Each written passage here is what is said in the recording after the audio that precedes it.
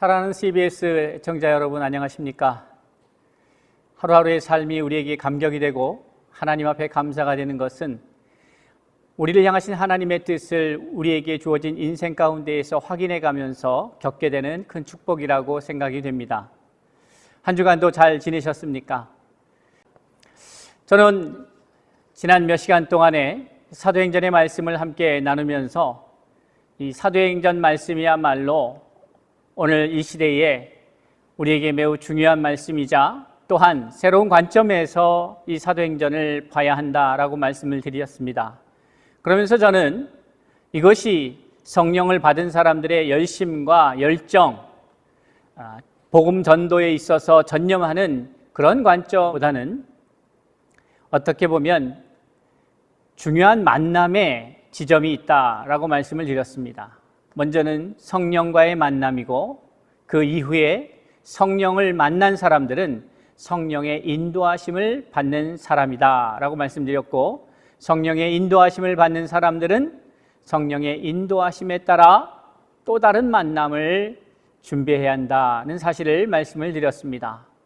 그리고 그 첫 시간, 지난 시간에 우리는 성전 미문에서 베드로와 요한이 안진뱅이를 만나서 그를 일으키고 그 일으킴으로 인하여, 그 역사로 인하여 하나님이 영광을 받으시는 장면을 함께 나누었습니다. 그 만남이 단순히 우연이 된 것이 아니라 성령님의 역사, 성령의 인도하심에 따라서 만들어진 그 만남임을 우리는 바로 직시해야 한다라고 말씀을 드렸습니다. 오늘 또 조금 사도행전의 3장의 말씀에서 건너뛰어서 이제 6장에 와서 또 다른 만남을 소개하고자 합니다. 그것은 바로 동역자와의 만남입니다. 하나님의 나라를 세워감에 있어서 우리가 반드시 기억해야 될 것이 있다면 그것은 이 나라를, 이 하나님의 나라를 함께 이루어 간다는 사실입니다. 이 함께라는 말 매우 중요한 것이죠. 이 함께라는 말이 가볍게 혹은 쉽게 받아들일 수 있지만 우리가 믿음의 삶을 살아가면서 가장 어려운 것 중에 하나가 바로 이 함께라고 하는 것입니다. 함께라고 할 때에 이 하나됨을 이루기 위해서는 바라보는 방향이 같아야 하고 또 속도도 같아야 하고 등등 여러 면에서 다른 사람들이 만나서 공통의 지향점과 또한 속도를 만들어가는 그 과정이 필요하기에 이것은 매우 성숙한 신앙생활의 모습이어야 함을 우리는 깨닫게 됩니다. 그런데 우리가 분명히 알아야 될 것은 이것이 매우 어려운 부분이긴 하지만 또한 반드시 이루어야 될 부분이라는 사실을 놓쳐서는 안 됩니다. 하나님께서 이 땅을 창조하시면서 우리에게 보여주신 하나님 나라의 맛이 있습니다. 물론 저와 여러분은 직접적으로 그 맛을 보지는 못했습니다. 아담과 하와가 범죄하기 이전에 맛보았던 그 맛, 그것을 하나님은 창세기 1장에서 보시기에 심히 좋았다라는 표현으로 그 맛이 얼마나 달콤했을까, 그 맛이 얼마나 맛있었을까를 우리에게 잠시 소개하고 있습니다. 보시기에 심히 좋았다. 너무너무 잘 어울리고 그 과정과 그 결과들이 하나님 마음을 흡족하게 한 것이죠. 그런데 그 앞에 나오는 것이 있습니다. 이 모든 것을 보시고 라고 하는 단어죠. 이 모든 것을 보시고 라고 하는 것은 이제 창조 이후에 그 창조물들이 각자의 역할을 맡아서 각자의 역할로 인하여서 이 지구촌 안에, 에덴 동산 안에 놀라운 하나님의 생명력의 충만함이 드러나기 시작하고 그 결과 많은 생물체들이, 많은 존재들이, 창조물들이 행복해하고 기뻐하는 모습, 그리고 그것을 바라보시며 만족해 하시는 하나님의 모습을 우리는 보게 되는 것이죠. 이것이 바로 천국의 맛일 것입니다. 함께하는 이들이 모두가 생명력 있게 그 기쁨을 나누는 것이죠.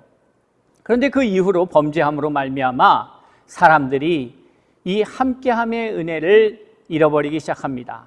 그래서 함께하는 것을 추구하기보다는 나만을 위해서 내 위주로, 나의 단체 위주로, 내 조직 위주로, 내가 속해 있는 그 어떠한 곳이든 그 교회나 그 조직의 중심으로 가기를 열망하고, 그 결과 그렇지 않은, 내게 속하지 않은 사람들이라고 판단되는 것에 대해서는 배척하고 배격하는 그런 현상이 일어나게 됩니다. 근데 이것은 매우 하나님의 사람들의 모습으로서는 적절치 않은 모습이다, 이렇게 말씀드리고 싶습니다. 성령을 받은 이후에 사도행전에 나타난 상황을 우리가 잠깐 엿보면 바로 사람들이 함께하는 기쁨을 누리고 있다는 것입니다. 함께하는 기쁨. 성령을 받은 사람들의 공통적인 특징은 바로 함께하는 것입니다. 나 잘났다고 남을 무시하고 배격하고 나의 단체가 소중하다고 타 단체를 배격하는 그러한 모습이 아니라 함께하는 모습입니다. 그래서 사도행전의 특징 중 성령을 받고 성령의 역사의 특징이라고 소개하고 있는 말씀을 보면 사도행전 2장 44절 이하에 보니까 믿는 사람이 다 함께 있어 라고 말하고 있습니다. 함께 있다. 함께 있어 모든 물건을 서로 통용하고 또 재산과 소유를 팔아 각 사람의 필요를 따라 나눠줬다라고 말하고 있습니다. 여러분, 성령을 받은 다음에 나타난 현상이 뭐냐? 함께 있다라는 것이죠. 함께 있는다는 것 매우 어려운 일입니다. 내가 나 자신을 죽여야 하고 타인을 배려해야 하고 타인과 함께 공동의 목적을 선정하고 그것을 이루어감에 있어서 자기 절제가 필요한 대단히 성숙된 모습이어야 하는 것이죠. 그러나 분명한 것은 그것을 성령이 가능케 하신다는 사실입니다. 날마다 마음을 같이하여 라고 말하고 있죠. 날마다 마음을 같이하여. 함께 하려면 이 마음이 같아야 합니다. 마음이 다르면 함께 할 수가 없게 되는 것이죠. 자, 이제 본문으로 돌아와서 이 사도행전 6장의 말씀을 보면 이제 사도들의 그 놀라운 메시지 그리고 기적과 기적, 역사가 나타나면서 사람들이 3,000명씩 5,000명씩 회개하고 돌아오면서 예루살렘 교회가 상당히 큰 규모로 자라가게 됩니다. 그리고 그 과정 속에서 서로 재산을 내놓고 서로 통용하고 하는 과정 속에서 이제 누군가는 그 일을 주관해서 하게 되어 있습니다. 그래서 사도들이 이 일을 사도의 권위를 가지고 배분을 하고 나눠주고 하는 것을 했겠죠. 그런데 문제는 뭐냐 하면 이들도 인간인지라 그 과정 속에서 헬라파 또 히브리파 이렇게 파가 나뉘어지고 거기서 헬라파 사람들이 그 과부들이 매일의 구제에서 빠지는 문제가 발생하게 되는 것이죠. 자, 이런 과정을 살펴보면 사람이 많아지고 조직이 거대해지니까 문제가 발생합니다. 그러니 이 문제를 해결하기 위해서 특별한 시스템이 필요하게 된 것이죠. 그런데 아직 이들에게는 시스템이 갖춰져 있지 않습니다. 주로 사도 중심적으로 교회가 운영이 되고 있었던 것이죠. 그래서 이러한 문제가 발생하니까 사도들이 결정을 합니다. 자신들은 이제 기도와 말씀 전하는 일에 전념할 것이고 이 구제와 봉사하는 일을 위해서 따로 사람을 세워 이 일들을 가능케 하겠다, 이 일들을 행하게 하겠다라고 생각하는 것이죠. 여러분, 하나님의 일을 함에 있어서 매우 중요한 사실은 함께 동역을 하는 것입니다. 어떤 영웅 같은 존재가 나와서 그 일을 행하는 것이 아니고 함께 하는 것이죠. 예수님도 홀로 하신 것이 아니라 제자들과 함께 그 일을 감당하셨습니다. 성령이 임하셔서 또 120명의 성도들에게 성령이 임하시고 또 그 이후에 사도의 사역을 통해서 많은 사람들이 성령을 받게 됩니다. 그 과정 속에서 우리가 놓치지 말아야 될 것은 성령의 역사 속에는 항상 아름다운 동역이 있다는 것입니다. 이 아름다운 동역을 이루어야 하나님의 일을 제대로 이루어갈 수가 있는 것입니다. 바울 사도도 홀로 일한 것이 아닙니다. 바울 사도의 어떻게 보면 사역의 대비를 보면 전국구로 또 이렇게 공식적으로 많은 사람들 앞에 대비하는 그 무대를 보면 바나바라고 하는 아름다운 동역자가 있었던 것이죠.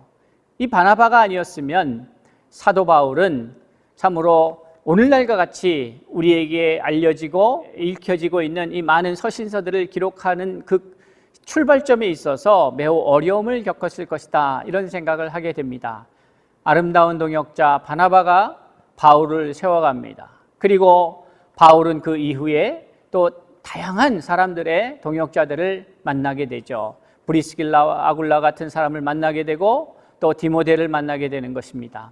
이렇듯 하나님의 일을 해감에 있어서 우리가 함께 하나님의 나라의 확장을 위하여 섬기며 일한다고 하는 것은 매우 중요한 일이다, 이렇게 말씀을 드립니다. 그러면 어떠한 사람과 함께 할 것인가, 이게 중요하겠죠. 함께 하는 것 자체가 중요한 일인데 거기서 한 발자국 더 나가서 그럼 누구와 함께 할 것인가의 일입니다. 오늘 본문의 말씀 속에서 우리가 찾을 수 있는 것은 하나님이 함께 하시게끔 하는 그 사람들의 자격 조건이 뭐냐를 살펴볼 수가 있는데요. 3절에 보니까 형제들아 너희 가운데서 성령과 지혜가 충만하여 칭찬받는 사람 7을 택하라. 우리가 이 일을 그들에게 맡기고 라고 말씀하고 있습니다. 그러니까 성령과 지혜가 충만해야 된다는 것이죠. 성령, 지혜, 이 뒤에 나오는 지혜라고 하는 것은 세상의 이치를 깨달아서 그것을 지혜롭게 행동으로 옮기는 것을 말하는 것이죠. 세상의 지혜로움, 이것도 필요한 것이고, 그런데 그 지혜에 앞서서 성령의 충만함이 필요한 것입니다. 지혜는 성령으로부터 나오는 것이죠. 성령과 지혜가 충만하여 칭찬받는 사람, 이렇게 말하고 있습니다. 그러니까 요 한국말 성경 번역본이 조금 칭찬받는다라는 말에 대해서 좀 더 원어에 가깝게 설명을 드리자면 좀 부족함을 느끼기 때문에 약간의 부족함이 있습니다. 칭찬받는 사람, 이 말은 원어적으로 말하자면 증거되는, 성령과 지혜가 충만하다고 증거되는 사람, 이렇게 표현하는 것이 훨씬 적합하다라고 생각이 됩니다. 마르티르메네스라고 하는 칭찬받는이라고 번역된 이 원어의 말씀은 바로 증거하다, 증언하다라고 하는 말씀의 내용이 있는 것이죠.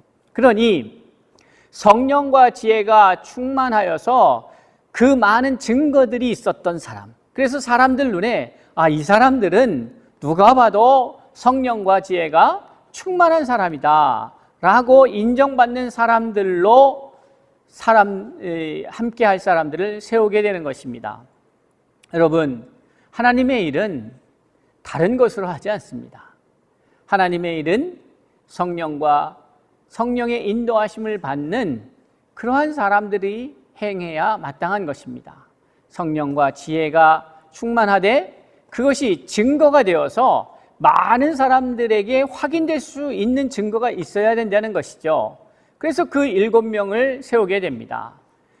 그리고 제자들이, 사도들이 말하는 것은 그렇게 그 사람들을 통해서 이러한 구제하고 봉사하는 일을 하게 하고, 그러면 당신들은 뭘 하느냐 보니까 우리는 오로지 기도하는 일과 말씀 사역에 힘쓰니라, 이렇게 말씀하십니다. 자, 여기서 매우 중요한 한 부분을 좀 말씀을 드리고 싶습니다.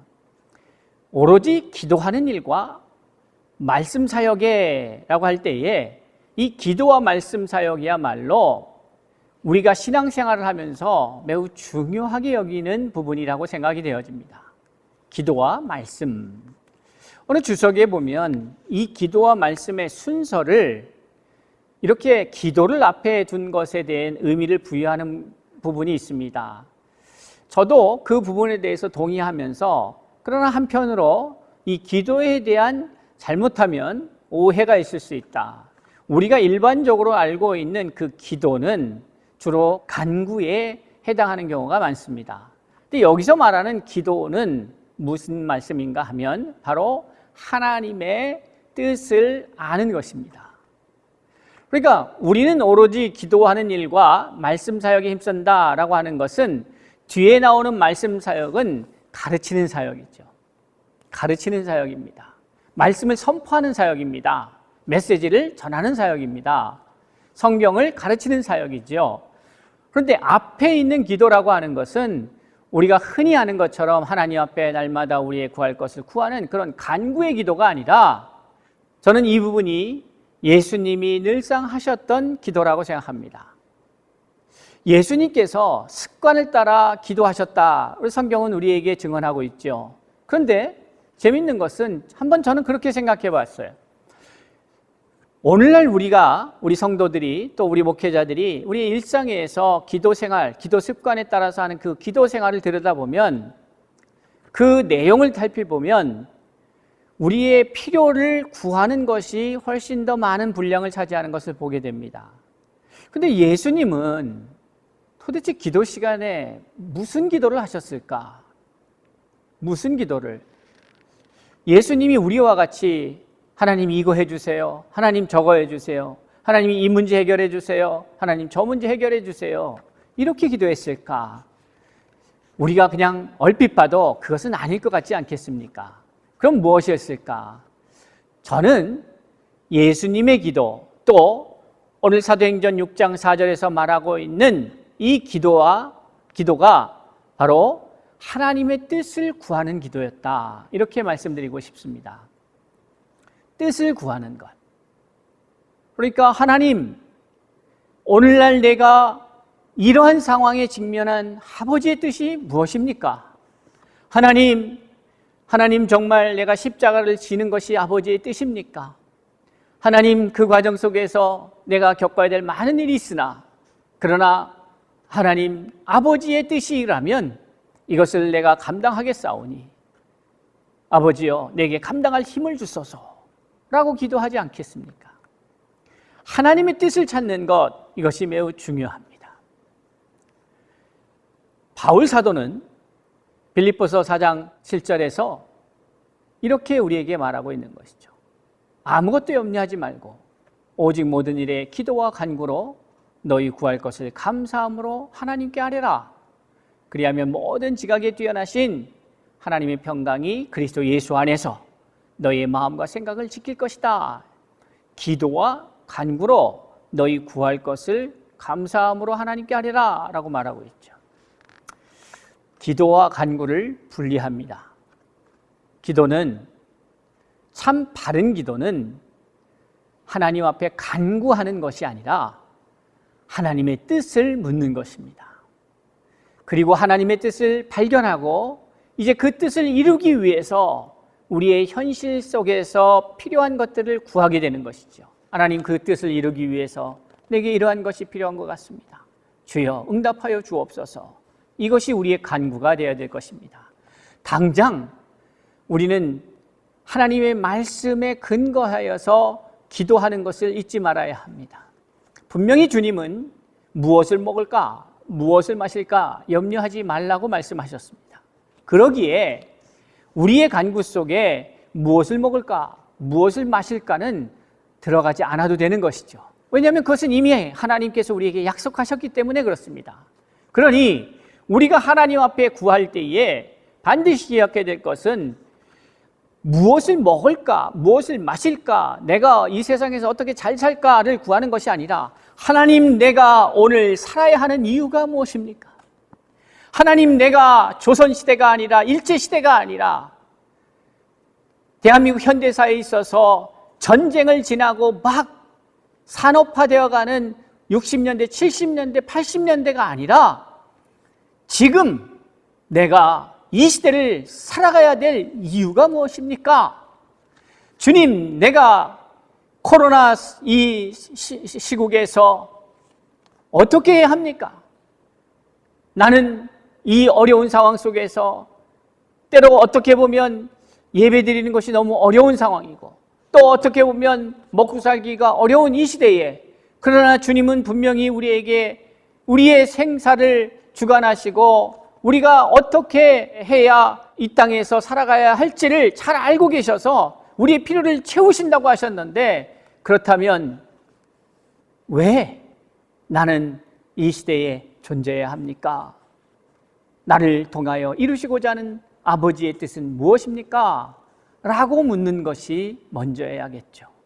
그러니 우리는 기도가 단순히 우리의 필요를 외치는 부르짖는 소리가 아니라 그 기도는 하나님의 뜻을 구하는 기도여야 한다는 사실입니다.